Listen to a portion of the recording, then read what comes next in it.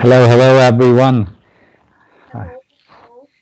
I have Anna here, my buddy, my coach buddy, and we will have another conversation today about some interesting topic. And she is getting ready for her next workshop, which will be called The Psychology of Joy and Happiness. And today I would like to ask her a few questions about this new workshop. So Anna, please tell us briefly what will be the main theme or what will be this workshop about briefly? The main thing is happiness. So, psychology of joy and happiness. Nowadays, a lot of people are permanently working, they are permanently thinking about achieving their goals, but very frequently, when they try to achieve all their goals, their happiness is gone, their joy is gone. For example, I very frequently have some clients report to me they earn a lot of money, really a lot of money, many times more than I do, and joy and happiness are missing from their lives. And why to earn money? Why to have a lot of business? Why to do so many things if you do not feel fulfilled on the way towards your goals? And actually, this is what I would like to share with my participants, because I consider myself very happy person. I think I have a very good life, and of course, I would like to share a number of exercises. So, what things you can do immediately if you would like uh, to be happier. For example, just like you wake up in the morning and you do not feel happy at all. So, what things you can do that you feel immediately much happier? So, Okay, actually, this is my plan. This is my plan. that's good. So what pushed you to pick up this topic? What was the reason for that? So Mhm. did you have some experiences in people close by? Absolutely, absolutely. First of all, I teach, and very frequently I have classes on psychology of happiness. Secondly, you know that I'm not only a linguist and folklorist, not only a journalist, but I'm also a psychologist and a coach. And very frequently I have clients who come to me because they would like to become happier. Um, and I have read so many books on psychology of happiness. And I think, actually, especially in Hungary, a lot of people are not happy. And just to help people, actually, this is what has made me to do it. And yesterday I delivered a workshop on a very unpleasant topic, and this topic is toxic relationships. So now I decided to change the topic, because actually, if there are no toxic people around you, so you are much happier. And what things you can do. This is why I'm going to. Okay. Okay. Previously you've mentioned this word, the fulfillment, Mhm. and you've also mentioned the happiness. Is there a difference between the two?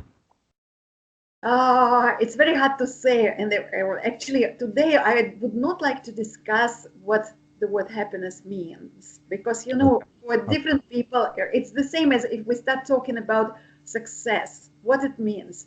For example, for someone, success means earning billions of dollars. For some people, success means to have 5 children. For some people, success means if you can watch, for example, the sunrise or the sunset. And the same is about happiness. So happiness is so different.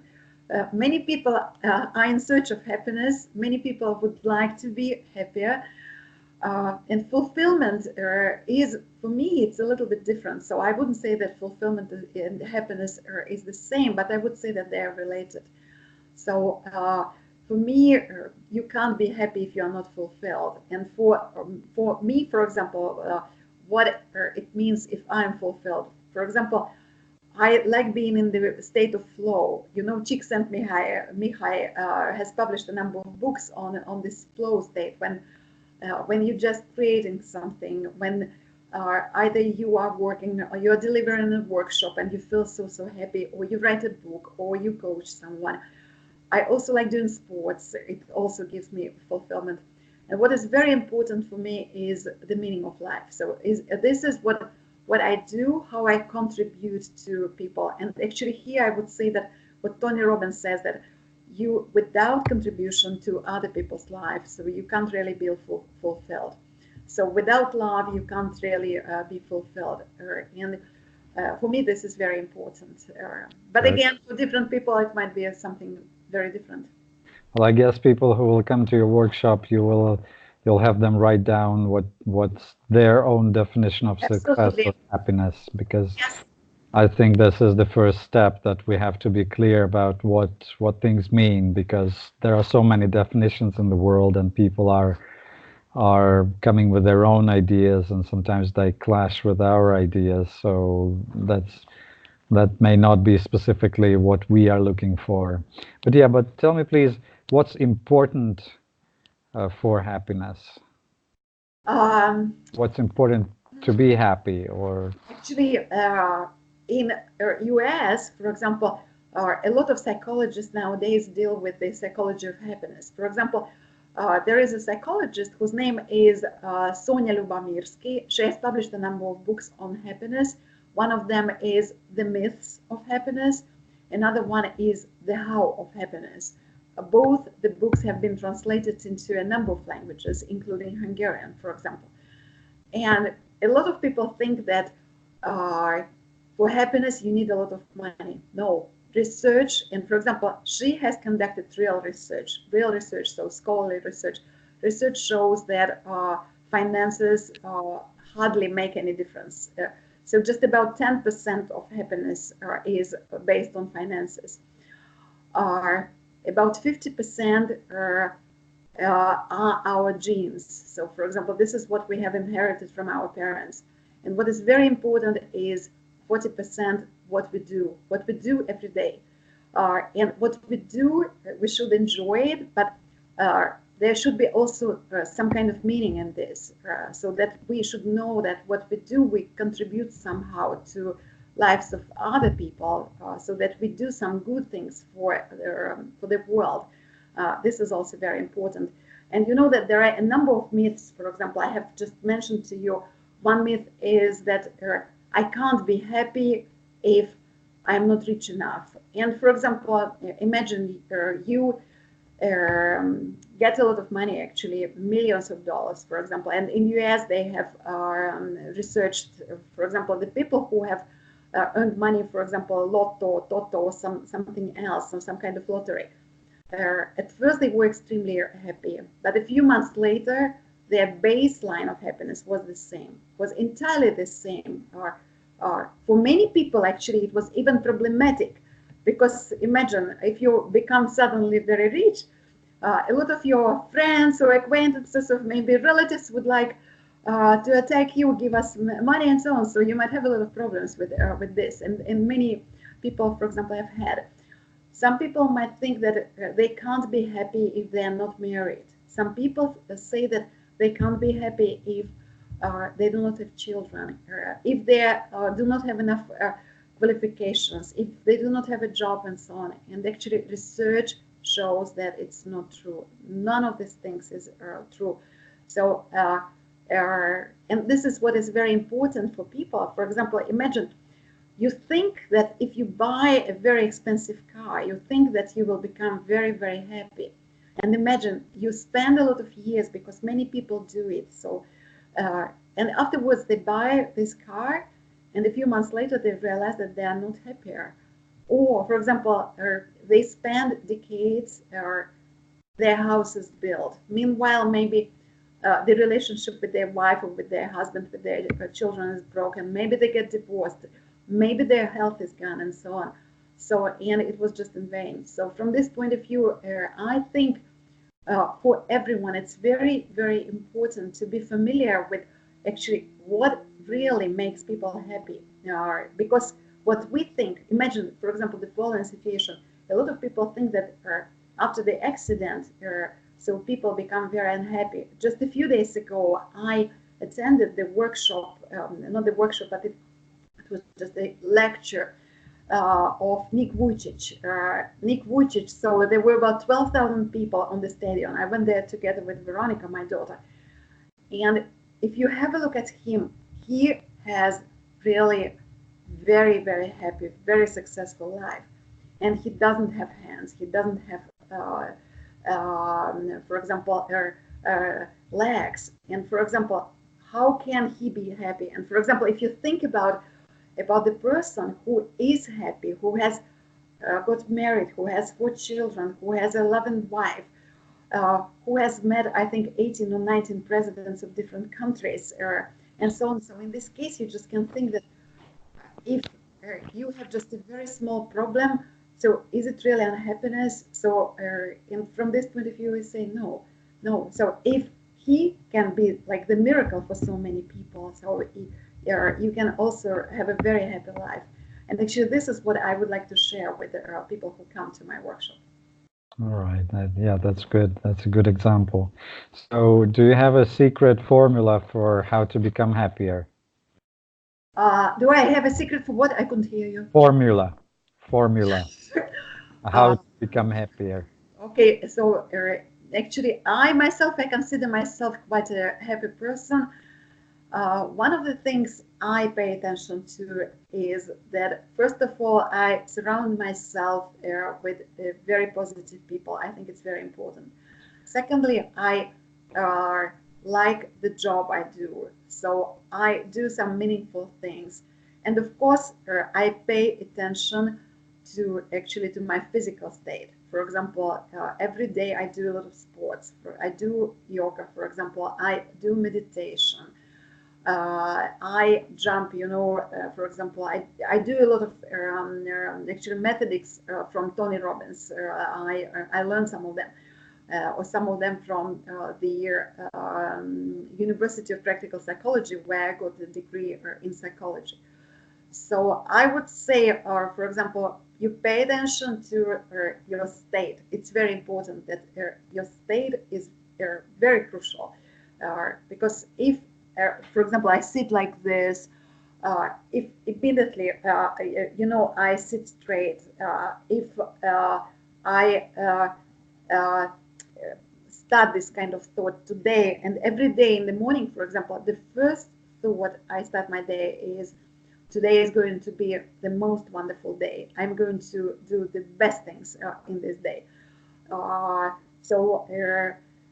And if you start your day with this formula, so today my day is going to be my masterpiece, because actually today I'm alive, but who knows what is going to happen afterwards. So I think that all these things might help you to become happier. And of course, I will share a lot of other techniques, a lot of other methods with the participants of my workshop on happiness and joy. Yeah, that's great. That's great. Do you think there is a connection between being grateful and being happy? So is there? Absolutely, and it has been also proven by research. Some people think, and actually unhappy people think, that they can be grateful only if they are happy. But research points out very different things. So that if you are grateful, then you become happy. So, and from this point of view, actually, I would say that if you are grateful for this moment, if you are grateful for this day, for example, if you are grateful that you are alive, if you are grateful that you have hands, that you have arms, for example, there is, or you have legs, there is a proverb in English, I cried because I didn't have shoes until I met a man who didn't have feet. And that was what Nick Vujicic showed about 12,000 Hungarians who gathered together a few days ago in the stadium. So this is what you can do. This is you can be happy. You can be happy. All right. Yeah, that's great. Well, you've mentioned already that if there's not really much of a connection between finances and happiness, so you can be about 10%. About 10% of our happiness just is based on finances. So, and a lot of people think that they will become much happier if they move into a bigger house, if they buy a better car, or if they go to a fantastic vacation. And at first, it happens at first, but a few weeks later or a few months later, it just disappears. Well, of course. Yes, It's and just I'm yeah. sorry. It's just a financial. You improve your material situation, but as long as you have, or if you're missing a life goal or a purpose in life, like real meaning in life, then I don't think this will last long. Yeah. Material things come and go, but there are things that are beyond the finances. And I have said the following practice, which I would recommend to all people who are going to listen to this interview, who are going to watch us, and this is called the Journal of Gratitude. Do you remember in January and in February, I gave this to the members of our workshop? So every day you should spend about 10 to 15 minutes either in the morning, but for example, I myself, I do it in the evening. So you just have a journal or a diary of gratitude. When, for example, you write down things you are grateful for, you write down the names of people you are grateful for. Of course, you also write, for example, what you are grateful for to yourself, because very frequently people do not appreciate what they do.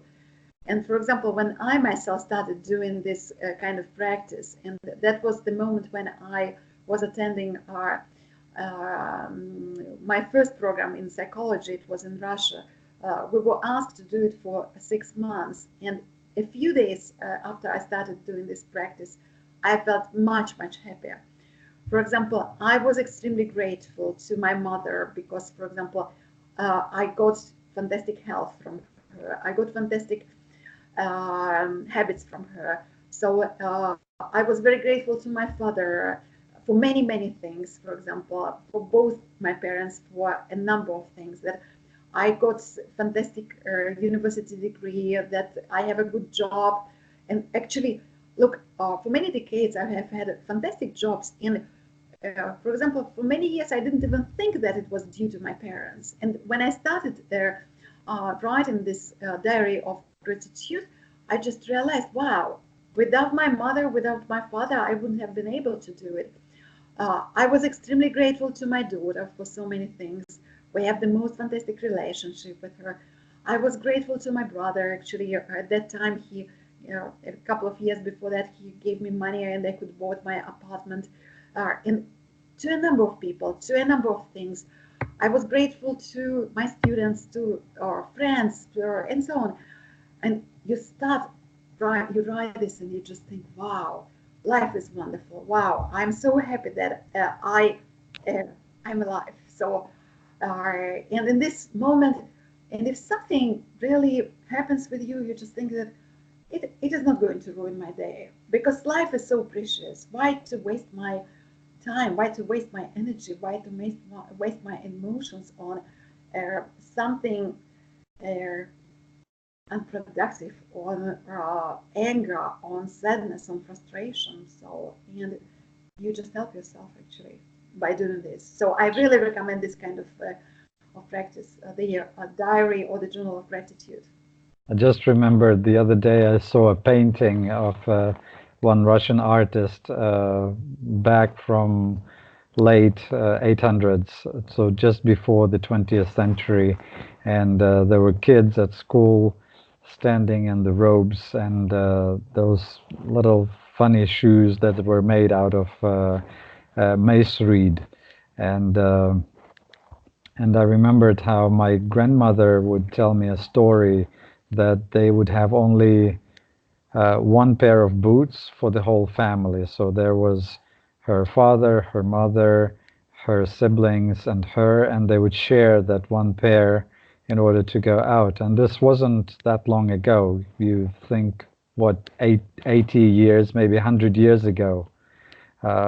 maybe a little bit more, but people lived in these conditions. There was no tap water, there was no running water, there was no toilets in the houses, there was no proper heating, there was no double glass windows, insulated stuff.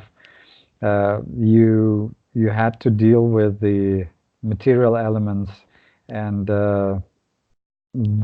these days we have so many things around us that even you don't need to really go deep into your soul and dig into something that you are grateful for. There are so many things like roads, for example. There were no roads at those days. Like between the two villages, there was just a mud road. And if it was a sunny day, it was great. But if it was raining or snowing, you had to jump onto your horse cart and drive there through mud and wind and storms if you needed to get there.